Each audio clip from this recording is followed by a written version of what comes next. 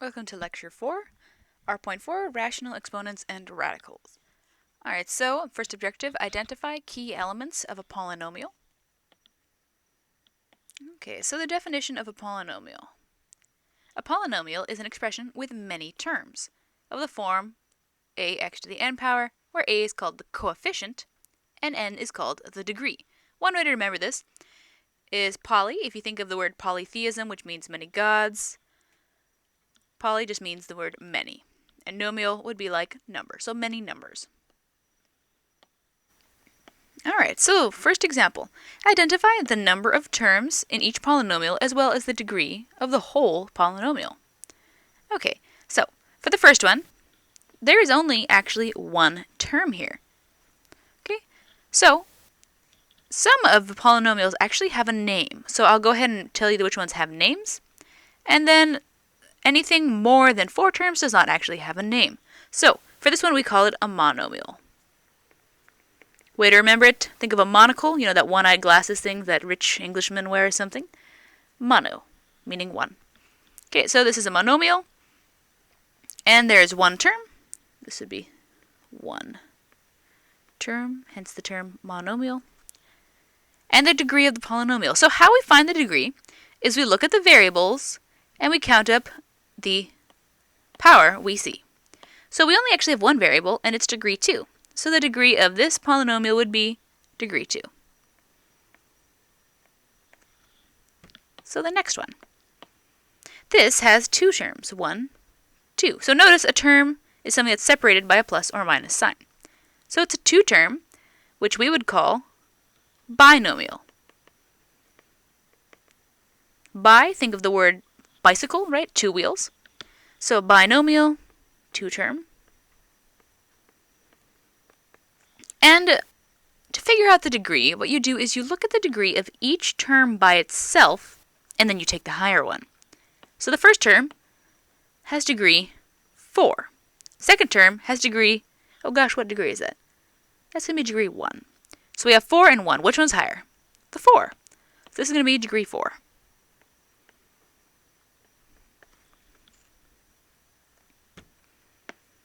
Alright, so the next problem. Changing my pen real quick. We have how many terms on this one? 1, 2, 3 terms. Okay, so when we have 3 terms, it's called a trinomial. Think of a tricycle, 3 wheels. 3 term. And this, let's see, what degree is it? Well, once again, we're going to look at all of the terms separately and then pick the one that has the highest degree. That's degree 2. This one has degree 0 because there is no variable there. Now the middle term, that's tricky because on the x we have a 1. So to find the degree of this whole thing, we take the 1 and the 3 and add it up to get a degree of 4, which is going to be the highest because that was a 2, that was a 0. So 4 is the highest degree. So it's a degree 4. And then the next one, last one. How many terms do we have? 1, 2, 3, 4 terms. And basically, once it's higher than 3 terms, we just call it a polynomial with blank number of terms. So this is a polynomial. That's spelled wrong. Polynomial with 4 terms, or you could say 4-term polynomial. And let's see, what degree is this going to be? Go ahead, pause the video, see if you can find the degree. Alright, so this 4, 1, 2, 1, and 0. So let me write that down. 4, 2, 1, and 0. So highest is 4. And degree 4. Alright, so the next objective is adding and subtracting polynomials. Okay, so one thing here to do, please be really aware of your signs because the positive and negatives is where most students get thrown off. Okay, so make sure your work is neat and you can read your signs. Okay, so let's see. At the moment they're in parentheses, so I want to get rid of that. And there's this plus sign here. So I don't actually have to do anything to distribute. I can just go ahead and drop the plus sign. So this is going to be negative 2k to the 3rd power plus 6k squared plus 7k minus 3 plus, 4k minus 3k squared plus 5. Now I want to go ahead and begin combining like terms. So I have k to the third power and another k to the third power. So those are going to be like terms. So I have negative 2k to the third power plus 4k, so that's going to be 2k to the third power. Let's combine the next one. K squared. Any other k squareds? Aha, right there. It's a minus sign. So 6k and 3k, so it's going to be plus 3k squared. Let's go to the next one. The k's. Oh, that's it. Plus 7k. And then lastly, the regular numbers. Negative 3 plus 5, so that's going to be positive 2. And there we have our answer. Alright, let's take a look at the next one. Okay, so I want to drop the parentheses, but I can't quite do that yet. Why not? I have this minus sign. I have to use distribution to get rid of the parentheses. So let's go ahead and do that. So this is going to be 7a squared b minus 3ab plus 4ab squared. And now distribute in the negative. Minus 5ab squared minus 3ab plus 3a squared b. Alright, let's go ahead and combine like terms. 7a squared b. Any other a squared b's? Ah, right here. Combining them. So I have 10a squared b. Now let's look at the next one. I normally just follow an order to this direction. That's just the way I decided to pick things out. So we have ab, and another ab right there. 3ab, 3ab. So negative 6ab. And let's see, 4ab squared, 5ab squared. Aha. So that's going to be negative ab squared. And that's it. Those are the only like terms we have. So we're done. Next objective is multiplying polynomials. Okay, so basically we're going to end up doing the distributive property as many times as needed. So we'll go ahead and multiply this in. So notice real quick, when you have a number that's just right next to a parentheses, that is multiplication going on, okay? There's no symbol in between it, it's multiplication. Okay, so let's go ahead and do the distribution. That's going to be 2x times 3x. And then do the other one. So that's going to be 2x times 1. And we have the plus sign in the middle. So that's going to end up being 2x times 3x is going to be 6x squared. Plus 2x times 1, 2x. And we are done. Alright, so the next one. Actually, I'm going to go ahead and erase this so I have more room. Let me go ahead and put this up here. That's going to be 6x squared plus 2x. Okay. So the next problem. When we have two binomials, we're going to go ahead and do something called FOIL. Okay, this is for two binomials. So let me go ahead and write FOIL out on the side.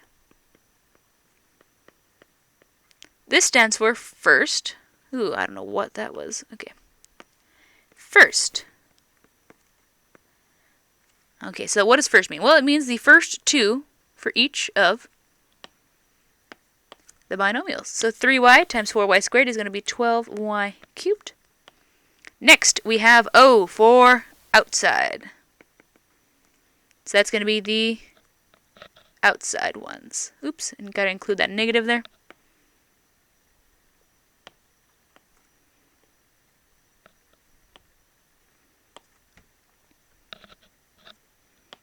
So that's going to be, let's see, 3y times negative 4, so negative 12y.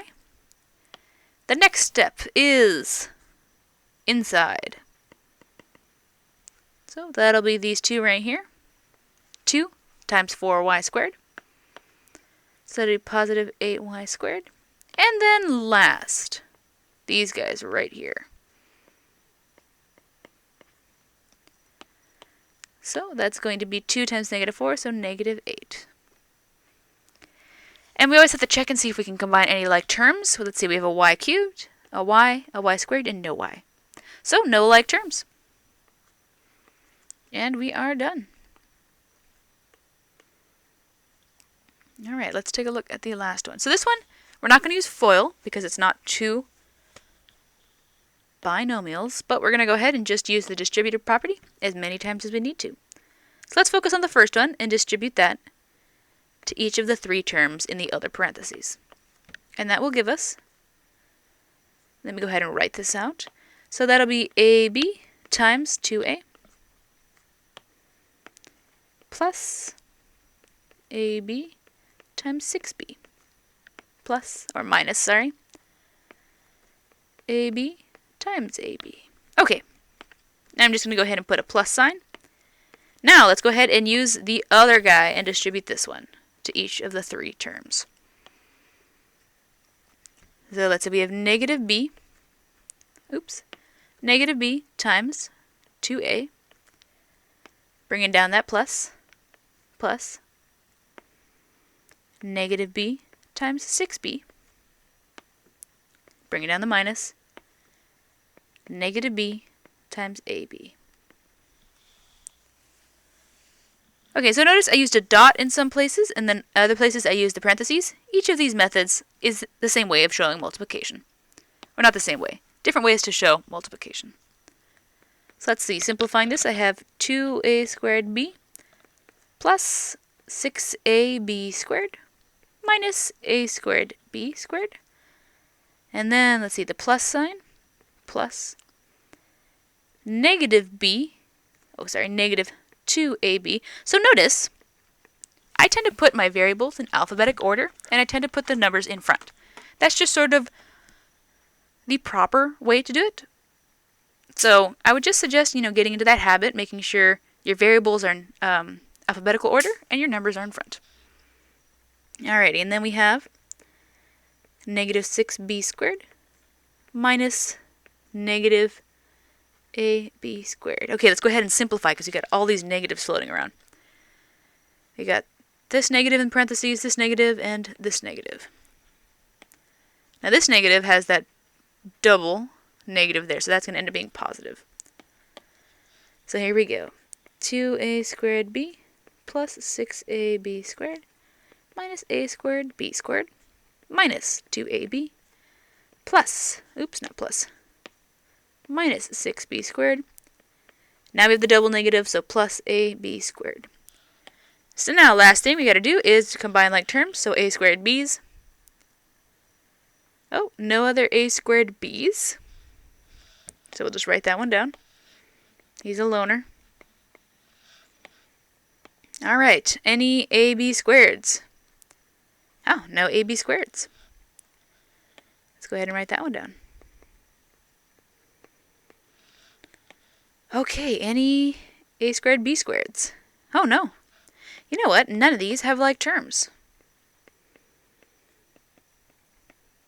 So I'll just go ahead and write this down, and that will be our answer. And we are done. Let's look at the fourth objective. Identify and simplify special case products. Alright, so these are just the examples, and then we'll go into it in further detail. But first, let's go ahead and multiply a plus b, a minus b. So since this is a binomial times binomial, we're going to go ahead and use FOIL. So first, a squared, outside. Got to include that negative, negative ab, inside, and last. Alright, so when simplifying this, notice the inside terms are the exact same, but they're different signs. So they cancel, and we're just left with a squared minus b squared. Next one, we're told to multiply out a plus b squared. So you might be tempted to try and distribute the 2 in, but that is a very big error. Please do not do that. No. That was a bunch of mixed up signs, but no. Please do not do that. That is not correct. You are probably confusing the rule for exponents with this. what this is saying is we want a plus b times a plus b. So let's go ahead and multiply that out using FOIL. So a squared plus ab again. Ba and ab are the same thing, plus b squared. Insides do not cancel, and we're left with a squared plus 2ab plus b squared. Go ahead, try the bottom one by yourself and check back in with me in a second. Alright, so we have a minus b times a minus b. Using FOIL, we have a squared minus ab plus b squared. So that'll be a squared minus 2ab plus b squared. Okay, so these are where we get our special case products from. Okay? Those three. So the three that we just went over were forms of special case products. So the product of two conjugates, and what does it mean to be conjugates? That means the first and the last are the same, but the only different thing is the sign. Those are called conjugates. So the product of two conjugates is going to be this really nice guess you could say binomial. This guy. Love this guy. Pops up all the time. When you see two things that are squared and there's a minus sign in between, this can definitely factor into that. Okay? Just beware that one likes to pop up on exams. Okay, square of an addition binomial. So if I have a plus b squared, you can use this formula. And this is where a and b, remember, are just any numbers. Use this formula and you get a squared plus 2ab plus b squared.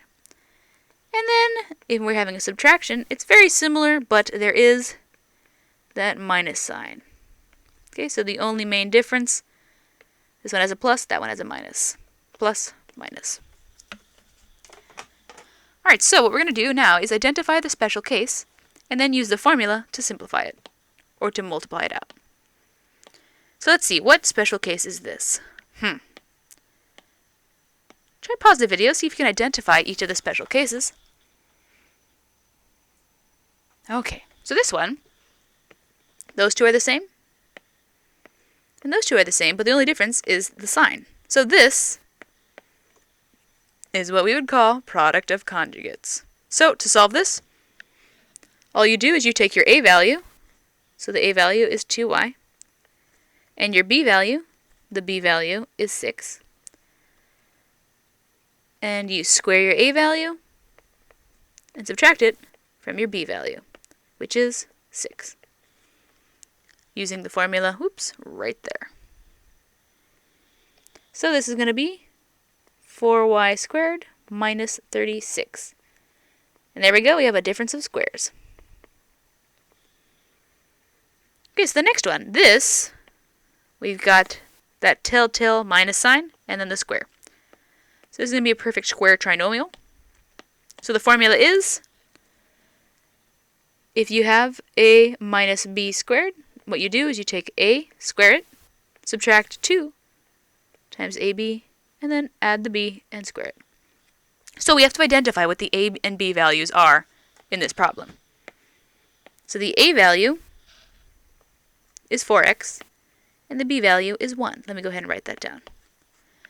A is 4x, and b is 1.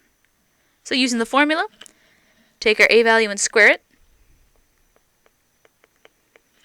and subtract from it 2 times my a and b value, so 4x and 1. And then add to it my b value squared. So I get 16x squared minus 8x plus 1. And there we have our perfect square trinomial. So lastly, the formula is really very similar. We have the addition, or what is it called? The square of a subtraction, square of addition binomial. Formula for this is very similar to the one above, but we have that little plus sign going on right here. Main difference. So what are our a and b values? Well, the 3 is my a value, and the 4y is my b. So go ahead and write that on the side. A is 3, b is 4y. So using the formula, take my a value, square it, plus 2 times my a and my b value, plus my b value squared. And that simplifies that to 9 plus... Ooh, I'm going to erase this because I'm running out of room. Let me erase this back up. I'll write it again. That's going to be 3 squared plus 2 times 3 times 4y plus 4y squared, which is 9 plus. So 4 times 2 is 8 times 3, 24. Plus 16y squared. And to write this in the proper order, I'm going to go ahead and write 16y squared plus 24y plus 9. So notice proper order is in descending powers. What does that mean? Higher power first, then to the next lower power, and finally the no power. Okay, so example 5. We're given this following triangle with the listed dimensions, and we're told to find the following. A polynomial that represents the perimeter of the triangle, and B, a polynomial that represents the area of the triangle. Okay, so one very important thing to notice before we do anything is that this is a right triangle. So I'm going to go ahead and use that square down here to indicate a right triangle. And what does that mean? Well, right triangles have certain formulas that are very helpful, so we're going to keep that in mind. But for A, we want a polynomial that represents the perimeter. Well, what is the perimeter of a triangle? Pretty much the perimeter for anything is you just add up all the areas. So it's going to be one of the legs plus the other leg plus the hypotenuse. And remember, the hypotenuse is the longest side. Okay? And then these are the other legs. And what are these lengths? Well, we're given the lengths. That's the length for there. This is the length for the hypotenuse. And this is the length for the other leg. And my formula just says take those lengths and add them together. So why not? Let's do it. They may not be numbers, but I know that they are expressions. They're polynomials. So let's go ahead and do that. P equals the first one, x minus 4, plus the second one, x minus 3, plus the hypotenuse, 15 minus x. Okay. And I can go ahead and simplify this and get a p equals, let's see, how many x's do we have? 1, 2, but then we subtract 1. So we're just left with 1x. And then how many numbers do we have? We have a negative 4, oops, not highlighter, negative 4, negative 3, and positive 15. So that's 15 minus 7. So that'll be 8. Oops.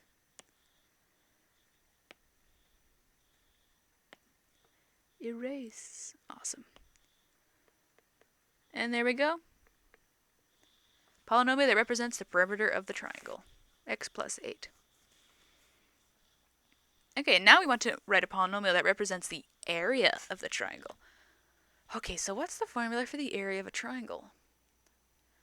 The area of a triangle is half base times height.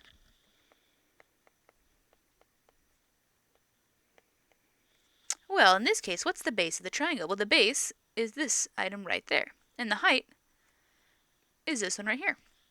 So we'll go ahead, plug those in. Area is half the base, which is x minus 3, times the height, which is x minus 4. Then we can go ahead and simplify this. So now we have that FOIL going on right here with the first, outside, inside, and last. Let's go ahead and simplify that.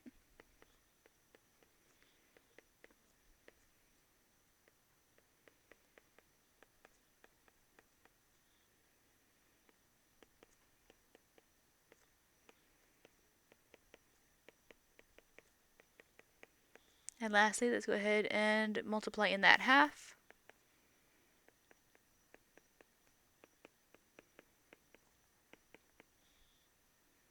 And we are done.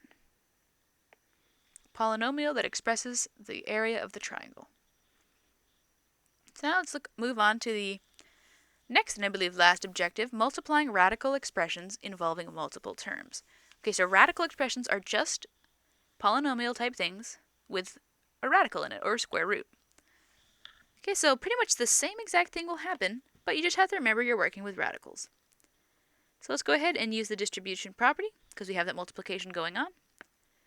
And what do we have? Well, we have the square root of 2 times 4 plus square root of 2 times 3 times the square root of 2. Okay, so with square roots, you do have to remember some of the rules for square roots.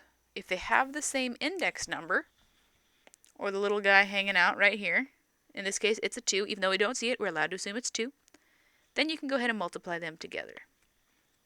But this is going to be 4 square root of 2.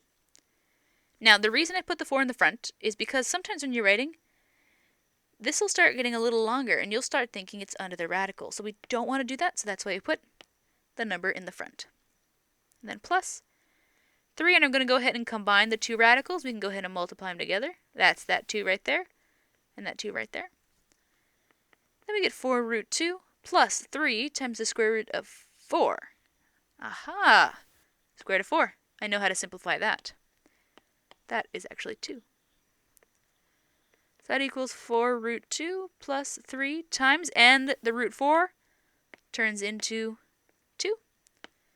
And we're left with 4 root 2 plus 6, which is our answer. And for B, we're going to go ahead and use FOIL because it's 2 monomials. Go ahead, pause the video, try this by yourself, and check back in with me in a second.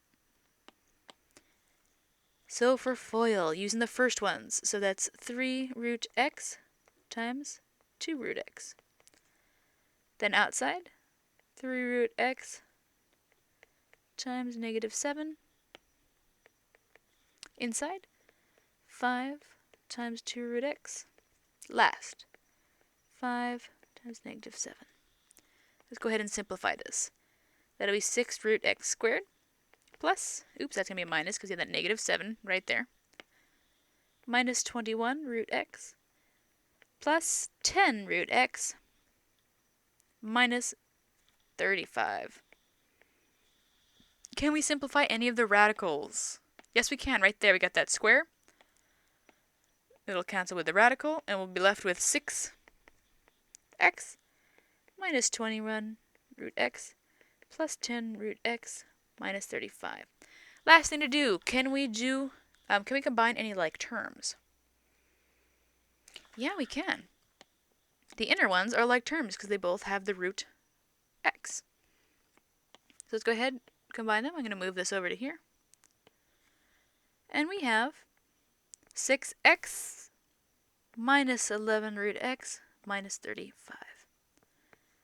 And there we go. Okay, so the next one. So I might be tempted to just go ahead and use brute force and use FOIL, but my brain caught something. That's a 4 root 5, that's a 4 root 5. That's a root 2, and that's a root 2. And there's a plus sign and a minus sign. Hopefully, this rings a bell. This is conjugates. Well, I don't know what that was.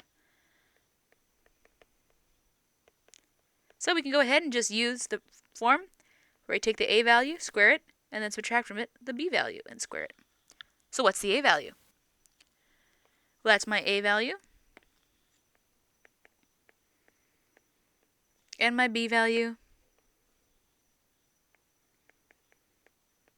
Plugging those in, we have 4 root 5 squared, and the b value, root 2. So squaring that, ooh, this is weird. How do we square the 4 root 5?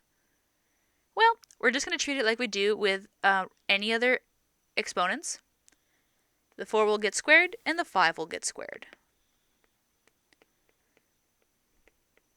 Minus root 2 squared. Well, root 2 squared, the square cancels with the root, and we're left with 2.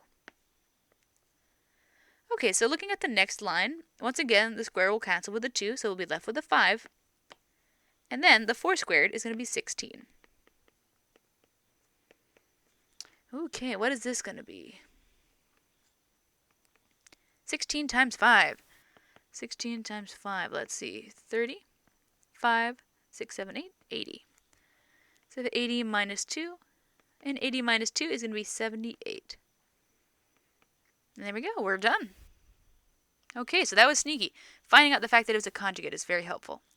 And lastly, oh, interesting. I noticed something. We have that minus sign, and then we have the square. This is the difference of binomials being squared. So we can use our formula.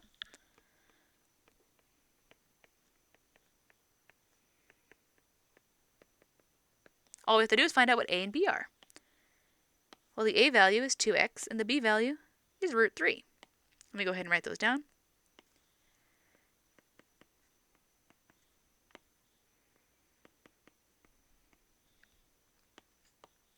Okay, plugging those in.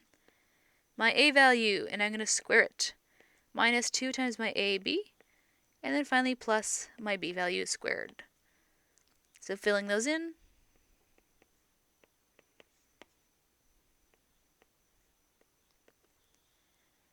And let's see, simplifying. So this is going to be 2 squared times x squared.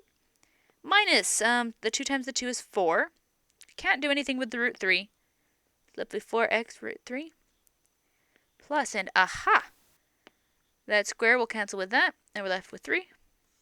So we have 4x squared minus 4x root 3 plus 3. And there are no other like terms, so we're going to go ahead and box that, and that is our answer. Alrighty, and that is it for this video for R.4.